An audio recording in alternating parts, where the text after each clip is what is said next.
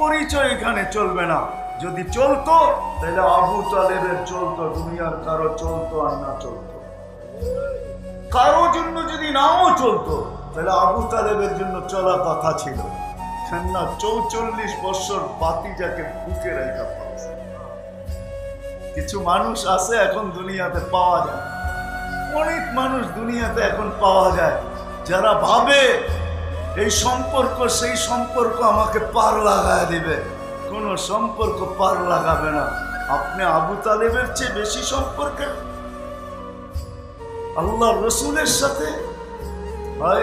একটা দুইটা শোনাই আপনাদেরকে, নাইলে বুঝে আসবে না, নাইলে মাথার ভিতর থেকে পোক বাহির হবে না। পোক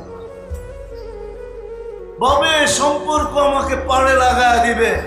যদি সম্পর্ক আপনাকে পাড়ে লাগায়, রাগ হয় না, তাহলে চাচা বাতিজার সম্পর্ক, দুইজনের শিরা উপশিরা একই রক্ত দৌড়ে গেছে। যেই রসুলের রক্ত পান করলে জাহান্নাম হারাম হয়ে যায়, জান্নাত ওয়াজিব হয়ে যায়। শুধু পান করলে। জিজ্ঞাসা করেন ওলামাদেরকে, সাহাবী রসুলকে আল্লাহ দিয়েছিলেন শিরা লাগানোর পরে পচা রক্ত নিক্ষেপ করে আসতে, সে অন্তরালে যে চেটা খায়া ফেলছে। আল্লাহ রসুল জিজ্ঞাসা করছে, কি করছিস? নিক্ষেপ করছি। কোথায়?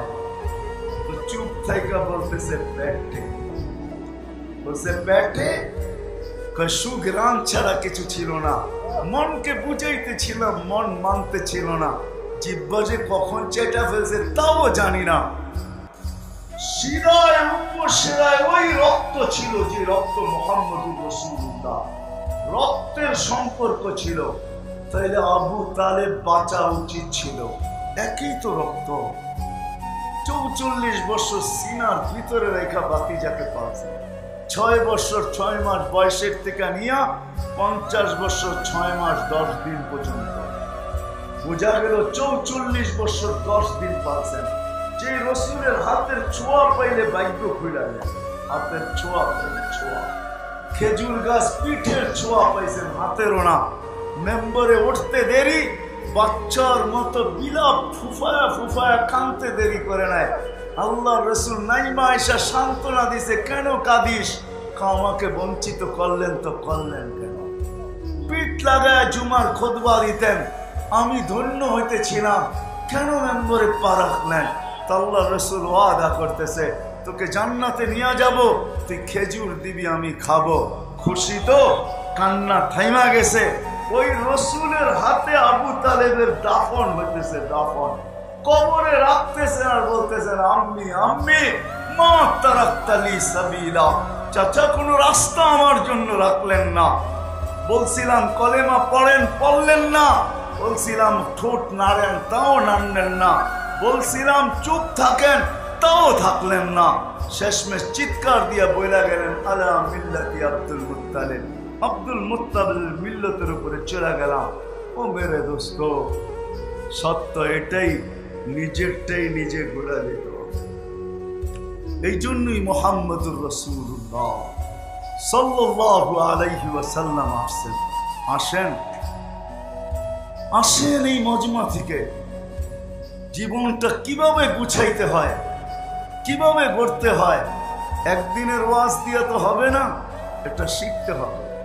শিখলেই হবে, শিখা ছাড়া হবে না। শিখতে হবে, শিখার ক্ষেত্রে যেতে হবে। এটার জন্য আল্লাহ ক্ষেত্র রাখছেন, আলহামদুলিল্লাহ। বাংলাদেশের মতো এত সহজলভ্য ক্ষেত্র দুনিয়ার প্রথম।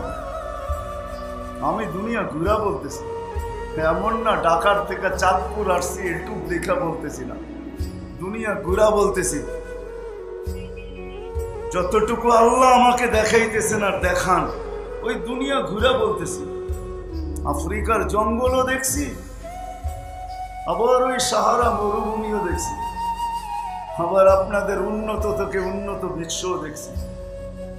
দুনিয়া ঘুরে বলতেছি। এরকম সহজলভ্য ক্ষেত্র দুনিয়ার কোথাও নাই, একমাত্র বাংলাদেশ, যেখানের কদমে কদমে হক্কানি ওলামা আছে, যেখানের কদমে কদমে হক্কানি আল্লাহ ওয়ালা আছে, যেখানের কদমে কদমে মসজিদ আছে, যেখানে কদমে কদমে মক্তব হেফজোখানা মাদ্রাসা আছে, এদের কাছে যান আর শিখেন।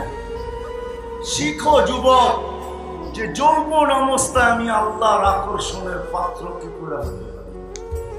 কেমন আকর্ষণের পাত্র, যে আমি রাস্তা দিয়ে হাঁটবো আর আল্লাহ আমাকে দেখে লজ্জা পাবে আর চিৎকার দিবে আর বলবে লাউলা ইয়া শাবাব, ও যুবক তুই যদি দুনিয়াতে না থাকতি লাজালতুস সামা হাদিদা, আকাশ বহুত আগে লোহার, ওয়াল আরদা সাফসাফা, জমিন বহুত আগে তামার, ওমা আনসালতু মিনাস সামাই কাতরা, আকাশ থেকে একটা বৃষ্টির ফোঁটা না, ওমা আম্বাততু মিনাল আরদি হাব্বা, জমিন থেকে শস্যের একটা দানা না, বাল আনসালতু আলাইহিমুল আযাবা সাব্বা, এদেরকে আযাব দিয়ে ধ্বংস করে দিতাম। দুনিয়ার কোন সংস্থা আর কোন পদস্থ লোক যদি কাউকে 2, 4, 10 বার ডাকে, তারপরে যদি না আসে, দুনিয়ায় যদি এটার জন্য কানুন থাকতে পারে, দুনিয়ায় যদি এটার জন্য ল থাকতে পারে, দুনিয়ায় যদি তার জন্য কাঠগোড়ায় দাঁড়াইতে হয়, দুনিয়ায় যদি জেল জরিমানা হয়, তো আমার মালিক ডেলি 5 বার ডাকে আর কে আসে? কে আসে? 5 বার ডেলি ডাকে। আমি দেখাইলাম কোন মালিক ডাকে।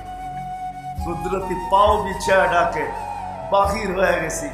তোর পাহাড় যখন আমি দেখতে গেছি, তখন আমার মনে উঠছিল এখানে এই আয়াত, এই হাদিসের কথা, যে মুসা আলাইহিস সালাম তো এইখানেই জিজ্ঞাসা করছিলেন, তুকাল্লিমু মাই হাল তুকাল্লিমু আহাদান গায়রি, আমার সাথে কথা বলেন, কারোর সাথে বলবেন? কারোর সাথে বলবেন?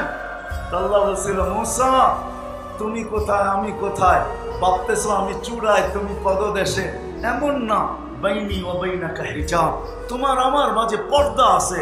আনা ওয়ারা আল হিজাব, আমি পর্দার ওই পারে তুমি এই পারে।